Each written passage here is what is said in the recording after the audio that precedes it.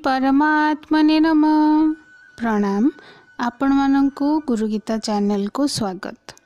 कर्म जोगरे स्वरूपत दुईटी विभाग अछि, कर्म विभाग और जोग विभाग।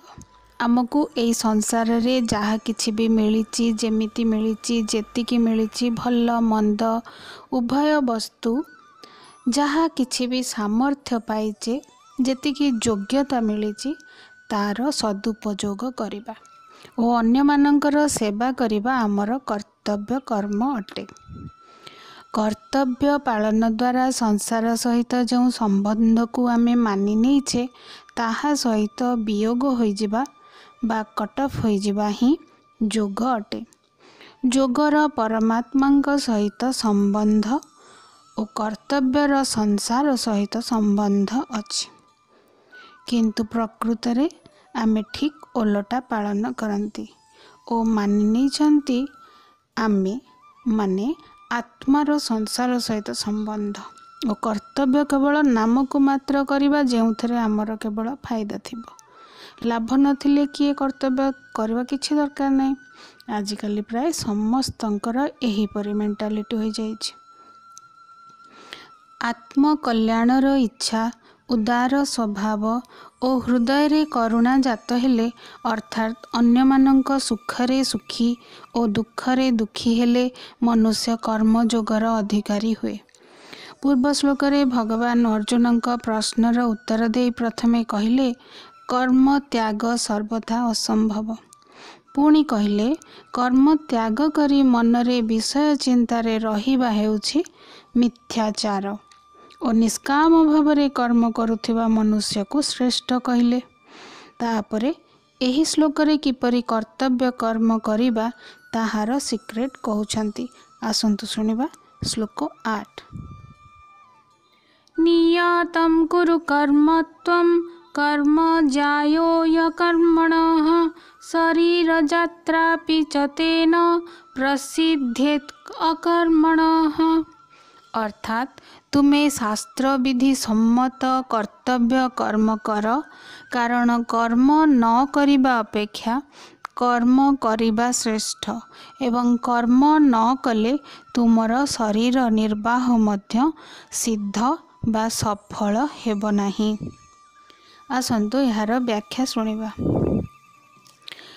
नियत कुरु कर्मत्वम अर्थ शास्त्र रे दुई प्रकार कर्म करिबा कथा कहा जाइछि।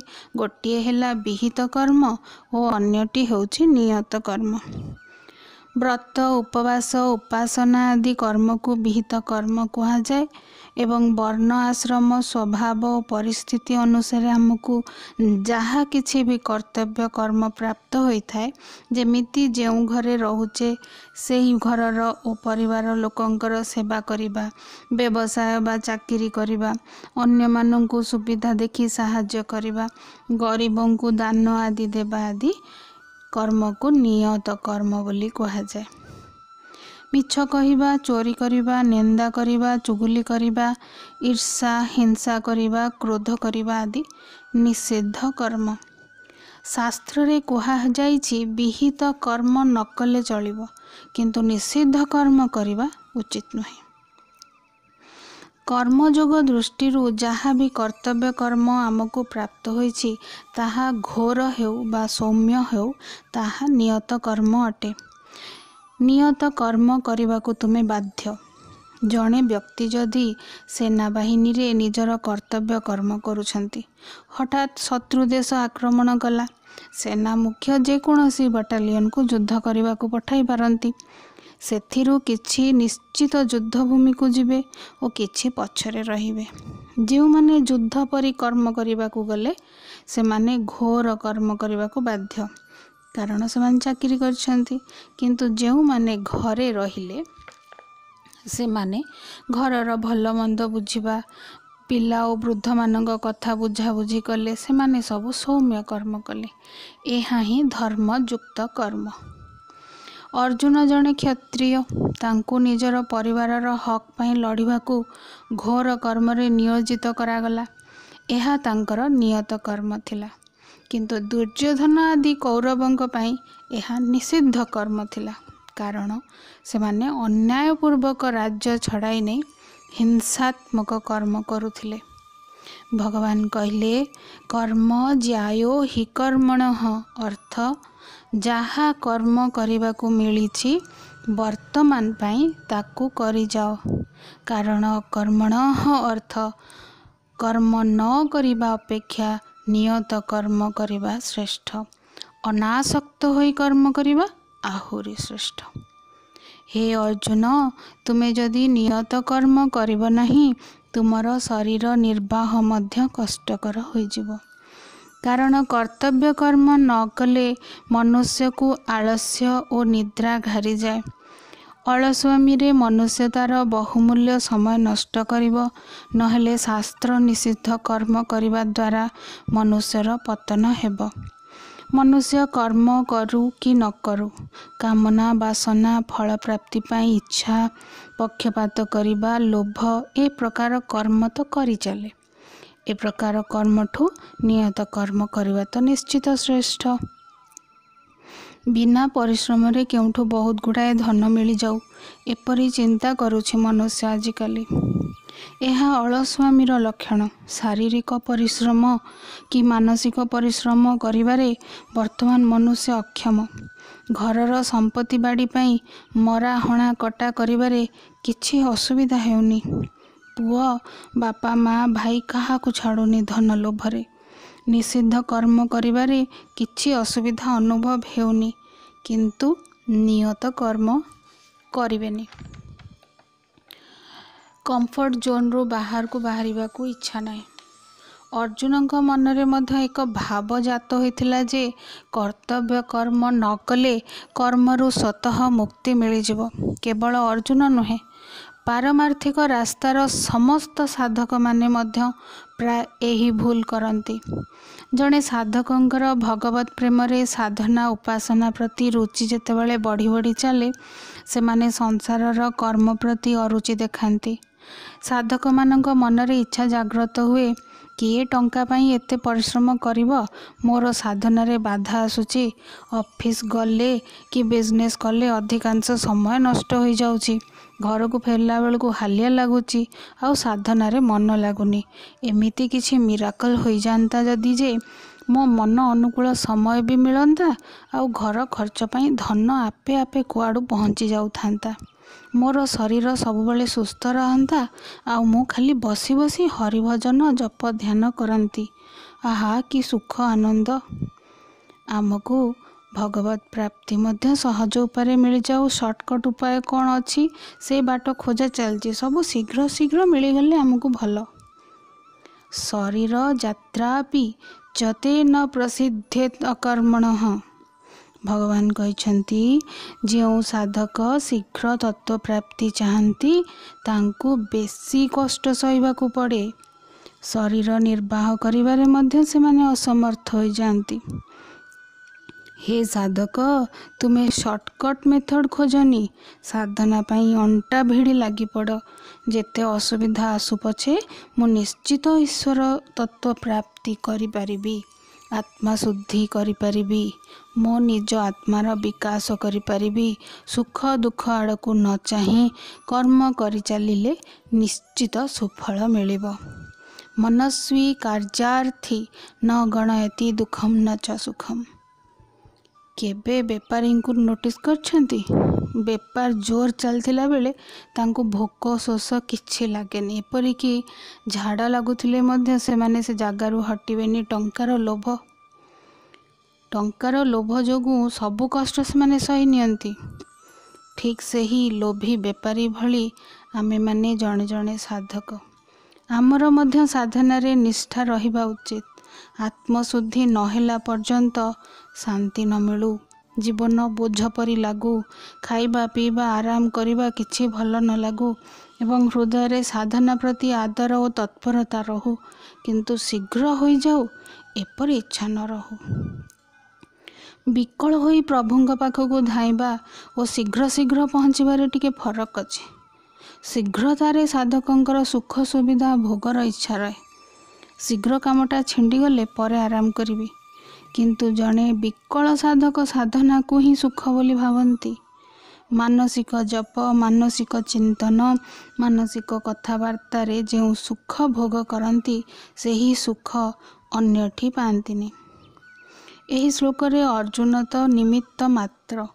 ଭଗବାନ ଆମକୁ ହିଁ ସାବଧାନ କରୁଛନ୍ତି ଯେ ସାଧନା କଲାବେଳେ ସାଧକଙ୍କର ମେନ୍ ଅବଷ୍ଟାକଲ୍ ଅନୁକୂଳ ପରିସ୍ଥିତି ଓ ସୁଖ ସୁବିଧା ପ୍ରାପ୍ତିର ଇଚ୍ଛା ତ୍ୟାଗ କରି କର୍ତ୍ତବ୍ୟ କର୍ମ କରିବାରେ ଲାଗିଯିବା ଉଚିତ।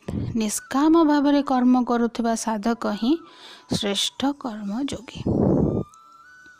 ଏହାପରେ ଆସନ୍ତୁ ଶୁଣିବା ଶ୍ଲୋକ 9। ଯଜ୍ଞାର୍ଥାତ୍ କର୍ମଣୋ ନେତ୍ର ଲୋकोऽयं କର୍ମ ବନ୍ଧନ ତଦರ್ಥଂ କର୍ମ କୌନ୍ତେୟ ମୁକ୍ତ ସଂଗଃ ସମାଚାର। ଅର୍ଥ, ଯଜ୍ଞ ବା କର୍ତ୍ତବ୍ୟ ପାଳନ ନିମନ୍ତେ କରାଯାଉଥିବା କର୍ମ ବ୍ୟତୀତ ଅନ୍ୟ ବା ନିଜ ପାଇଁ କରାଯାଉଥିବା କର୍ମରେ ନିୟୋଜିତ ମନୁଷ୍ୟ ସମୁଦାୟ ତହିଁରେ ବାନ୍ଧି ହୋଇଯାଏ। ତେଣୁ ହେ କୁନ୍ତୀ ନନ୍ଦନ, ତୁମେ ଅନାସକ୍ତ ହୋଇ ଯଜ୍ଞ ନିମନ୍ତେ କର୍ମ କର। ଆସନ୍ତୁ ଏହାର ବ୍ୟାଖ୍ୟା ଶୁଣିବା। ଯଜ୍ଞାର୍ଥାତ୍ କର୍ମଣଃ ଅର୍ଥ କର୍ତ୍ତବ୍ୟ ମାତ୍ରକେ ଯଜ୍ଞ। ଆମେ ଯେଉଁ କର୍ତ୍ତବ୍ୟ ସବୁ ଡେଲି କରୁଛେ ତାହା ଯଜ୍ଞ। ବେଦ ଅଧ୍ୟୟନ କରିବା, ଗୀତା ପାଠ କରିବା ଓ ବୁଝିବା, ମନନ ଚିନ୍ତନ କରିବା, ତୀର୍ଥଯାତ୍ରା କରିବା ଆଦି ସମସ୍ତ କ୍ରିୟା ଯଜ୍ଞ ଶବ୍ଦର ଅନ୍ତର୍ଗତ। କର୍ତ୍ତବ୍ୟ ମନେକରି ଅଧ୍ୟୟନ କରିବା, ଚାକିରି, ବ୍ୟବସାୟ, ସେବା ମଧ୍ୟ ଯଜ୍ଞ। ଅନ୍ୟର ହିତ ପାଇଁ ଅନ୍ୟକୁ ସୁଖ ଦେବାକୁ ଯେଉଁ କର୍ମ କରାଯାଏ ସେ ମଧ୍ୟ ଯଜ୍ଞ। ଏପରି କର୍ମ କରିବା ଦ୍ୱାରା ମୋହ ଆସକ୍ତି ସବୁ ଧ୍ୱଂସ ହୁଏ ଓ କର୍ମଯୋଗୀଙ୍କର ପୂର୍ବଜନ୍ମର ପାପ କର୍ମର ଫଳ ମଧ୍ୟ ଧ୍ୱଂସ ହୁଏ। ବହୁତ ବଡ଼ ବଡ଼ ବିପତ୍ତିରୁ କର୍ମଯୋଗୀ ଅଳ୍ପକେ ତ୍ରାହି ପାଇଯାନ୍ତି। ଅନ୍ୟତ୍ର ଲୋକୋऽୟଂ କର୍ମ ବନ୍ଧନଃ। ଅନ୍ୟତ୍ର କହିଲେ ଅନ୍ୟ କର୍ମରେ ନିୟୋଜିତ ହୋଇ କର୍ମ କଲେ ଏହି ମନୁଷ୍ୟ ସମୁଦାୟ କର୍ମରେ ହିଁ ବାନ୍ଧି ହୋଇଯାଏ। ତାହେଲେ ଏହି ଅନ୍ୟତ୍ର କର୍ମ କ'ଣ? ଏହି ଅନ୍ୟତ୍ର କର୍ମ ବିଷୟରେ ଦୁଇଟି ଗୂଢ଼ ରହସ୍ୟ ଅଛି। ପ୍ରଥମଟି ହେଲା, ଯଦି ଉପରିସ୍ଥ କର୍ମଚାରୀ କି ବସ୍ଙ୍କ ସାଙ୍ଗରେ ଦାନ୍ତ ଦେଖାଇ ଅତି ଆଦରପୂର୍ବକ ସମ୍ମାନ ସହିତ କଥା କହୁଥିବେ, ଅତି ଭଦ୍ର ବ୍ୟବହାର କରୁଥିବେ, ଏପଟେ ମନେ ମନେ ଭାବୁଥିବେ ଏପରି ବ୍ୟବହାର କଲେ ଉପରିସ୍ଥ ବସ୍ ମୋ ଉପରେ ଖୁସି ହେବେ, ମୋତେ ଭଲ ଲୋକ ବୋଲି କହିବେ, ଏପରି ବିଚାର କରି ଯଦି ଭଦ୍ର ବ୍ୟବହାର କରିବା, ତାହା ହେଉଛି ଅନ୍ୟତ୍ର କର୍ମ, ଯଜ୍ଞାର୍ଥ କର୍ମ ନୁହେଁ। ଦ୍ୱିତୀୟ ପ୍ରକାର ଅନ୍ୟତ୍ର କର୍ମ। ସତ୍ସଙ୍ଗରେ ବସିଛନ୍ତି, ମିଟିଂରେ ଅଛନ୍ତି, ଏମିତି କିଛି ଗୋଟିଏ ପ୍ରଶ୍ନ ପଚାରିଦେଲେ ଓ ମନେ ମନେ ବିଚାର କରୁଥିବେ ଏପରି ପ୍ରଶ୍ନ ପଚାରିଲେ ସମସ୍ତେ ମୋତେ ଜ୍ଞାନୀ ବୋଲି ଭାବିବେ, ସେଇଥିପାଇଁ ଏମିତି ପ୍ରଶ୍ନଟେ ପଚାରିବି, ତେବେ ତାହା ଅନ୍ୟତ୍ର କର୍ମ ହୁଏ। ଏହା ଯଜ୍ଞାର୍ଥ କର୍ମ ହୁଏନି। ଆସକ୍ତି ନିଜ ସୁଖ ପାଇଁ ଯେଉଁ କର୍ମ କରାଯାଏ ତାହା ବନ୍ଧନକାରକ। ଆତ୍ମ ବଡ଼ିମା ପାଇଁ କର୍ମ କରାଯାଏ, ସେଥିରେ ମନୁଷ୍ୟ ବାନ୍ଧି ହୋଇଯାଏ। ଆଜିକାଲି ମନୁଷ୍ୟର ସ୍ୱଭାବ ହୋଇଗଲାଣି ଯେ ଯେଉଁଥିରେ ସ୍ୱାର୍ଥ ଦେଖାଯାଏ ସେହି କାମଟିକୁ ତତ୍ପର ସହିତ କରନ୍ତି, କିନ୍ତୁ ତାହା ଯେ ବନ୍ଧନକାରକ ସେ ବୁଝିପାରନ୍ତିନି। ଶରୀରକୁ ହିଁ ନିଜର ଆତ୍ମା ବା ମୁଁ ବୋଲି ମାନି ନେଇଛନ୍ତି। ଏହା ହିଁ ସଂସାର ସହିତ ବନ୍ଧନ। ମୁଁ ଜଣେ ଆତ୍ମା ସ୍ୱତନ୍ତ୍ର, ମୁଁ ପରମାତ୍ମାଙ୍କ ସହ ବନ୍ଧା, ଏହି ବିଚାର କାହାକୁ ଆସୁନି। ସେଥିପାଇଁ ଭଗବାନ କହିଲେ, ତଦರ್ಥଂ କର୍ମ କୌନ୍ତେୟ ମୁକ୍ତ ସଂଗଃ ସମାଚର। ହେ କୁନ୍ତୀ ନନ୍ଦନ, ସେହି ଯଜ୍ଞ ନିମନ୍ତେ କର୍ମ କର, କର୍ତ୍ତବ୍ୟ କର୍ମ କର, ମୁକ୍ତ ସଂଗଃ ହୋଇ ଅର୍ଥ ଅନାସକ୍ତ ହୋଇ କର୍ତ୍ତବ୍ୟ କର୍ମ କର। ଶରୀର ସହିତ ଆସକ୍ତି ତ ଆମର ଥାଏ, ଯେମିତି ମୁଁ ସ୍ମାର୍ଟ, ମୁଁ ଦେଖିବାକୁ ବହୁତ ଭଲ, ମନ ଯାହା କହିଲା ତା କଥା ମାନିବା ମଧ୍ୟ ଆସକ୍ତି। ଏପରି ସ୍ୱାର୍ଥ ସ୍ୱାର୍ଥ ଚିନ୍ତା କରିବା ବା ବିଚାର ପ୍ରତି ଗୁରୁତ୍ୱ ଦେବା ମଧ୍ୟ ଆସକ୍ତି। ଖାଲି ମୋର ସବୁ ଭଲ ହେଉ, ମୁଁ ଅନ୍ୟମାନଙ୍କ ତୁଳନାରେ ଶ୍ରେଷ୍ଠ ଭାବିବା ମଧ୍ୟ ବନ୍ଧନକାରକ। ଭଗବାନ କହିଲେ, ହେ କୁନ୍ତୀ ନନ୍ଦନ, କର୍ମ ତ୍ୟାଗ କରନି। ସ୍ୱାର୍ଥ, ମମତା, ଫଳାସକ୍ତି, କାମନା, ବାସନା, ପକ୍ଷପାତିତା ଆଦି ଦୁର୍ଗୁଣକୁ ତ୍ୟାଗ କର ଓ ଉତ୍ସାହ ପୂର୍ବକ କର୍ତ୍ତବ୍ୟ କର୍ମ କରିଚାଲ। ଆମର ସମାଜରେ ଆମେ ମଧ୍ୟ ଦେଖୁଛେ ଅନେକ ଶୁଦ୍ଧ ଆତ୍ମା ଅଛନ୍ତି ଯେଉଁମାନେ ସୁଚାରୁ ରୂପେ ନିଜର କର୍ତ୍ତବ୍ୟ କର୍ମ କରିଛନ୍ତି ଓ କରୁଛନ୍ତି ମଧ୍ୟ। କିନ୍ତୁ କର୍ତ୍ତବ୍ୟ କର୍ମ କରୁ କରୁ ବେଳେବେଳେ ଶିଥିଳତା ଆସିଯାଏ। ଶିଥିଳତା ଆସିଲେ ସାଧକ ଭାବିବା ଉଚିତ ଯେ ସଂସାର ପାଇଁ ମୁଁ କର୍ତ୍ତବ୍ୟ କରୁଛି, ମୋର ଫଳ କାମନା କରିବା ଅନୁଚିତ। ବିପରୀତ ଫଳ ମିଳିଲେ କି ମୋତେ ଲୋକ ଖରାପ କହିଲେ ବି ମୋ କର୍ତ୍ତବ୍ୟ ମୁଁ କରିଚାଲିବି, କାରଣ ଏ କର୍ମ ମୁଁ ଭଗବାନଙ୍କ ଆଦେଶରେ କରୁଛି। ପର ହିତ ପାଇଁ କର୍ମ କରାହୁଏ। ତାହେଲେ ପର କିଏ? ଅନ୍ୟ ପ୍ରାଣୀ ପଦାର୍ଥ ହେଉଛନ୍ତି ପର, କିନ୍ତୁ ଆମ ନିଜ ଶରୀର ମଧ୍ୟ ପର। ଇନ୍ଦ୍ରିୟ, ମନ, ବୁଦ୍ଧି, ଚିତ୍ତ, କାରଣ ଶରୀର ମଧ୍ୟ ସବୁ ପର। ମନୁଷ୍ୟ ଯେତେବେଳେ ସଂସାରରୁ ପ୍ରାପ୍ତ ଶରୀର, ବସ୍ତୁ, ଯୋଗ୍ୟତା ଓ ସାମର୍ଥ୍ୟକୁ ସଂସାର ସେବାରେ ଲଗାଇଦେବ ଓ ପ୍ରତିବଦଳରେ କିଛି ଆଶା କରିବ ନାହିଁ, ସେତେବେଳେ ସେ କର୍ମ ବନ୍ଧନରୁ ମୁକ୍ତ ହୋଇପାରିବ। ଆମେ ପ୍ରକୃତରେ କ'ଣ ଚାହୁଁଛେ ଆମେ ନିଜେ ବି ଜାଣନ୍ତିନି। ଜ୍ଞାନ ଟିକେ ହେଲା ପରେ ବୁଝାପଡ଼େ ଯେ ଆମେ ଚାହାନ୍ତି ସ୍ୱାଧୀନତା, ନିର୍ଭୟତା, ନିଶ୍ଚିତତା, ଅମରତା, ସୁଖ, ଆନନ୍ଦ ଓ ଶାନ୍ତି। ଏସବୁ ଏଇ ସଂସାର ଆମକୁ କେଉଁଠୁ ଦେବ? ରାସନ ଦୋକାନରେ ସୁନା ରୂପା ଖୋଜିଲେ ସେ କ'ଣ ଦେଇପାରିବ? ସୁନା ଦୋକାନରେ ଯାଇ ଡାଲି ଚାଉଳ ମାଗିଲେ କ'ଣ ସେ ଦେଇପାରିବ? ସେହିଭଳି ଶାନ୍ତି, ପରମାନନ୍ଦ, ଆତ୍ମାର ସ୍ୱାଧୀନତା, ଅମରତା କେବଳ ପରମାତ୍ମାଙ୍କ ସହିତ ଯୋଡ଼ି ହେଲେ ପ୍ରେମାନନ୍ଦର ସୁଖ, ଶାନ୍ତି, ପବିତ୍ରତା, କରୁଣା ମିଳିପାରିବ। ଯେଉଁମାନେ ପ୍ରଥମ କରି ଏହି ଚ୍ୟାନେଲ ସହିତ ଯୋଡ଼ି ହୋଇଛନ୍ତି ସେମାନଙ୍କୁ ପ୍ଲେଲିଷ୍ଟରେ ଯାଇ ପୂର୍ବ ଶ୍ଲୋକର ବ୍ୟାଖ୍ୟା ସବୁ ଦେଖିପାରିବେ। ଆଜି ପାଇଁ ଏତିକି। ଓମ୍ ତତ୍ସତ୍।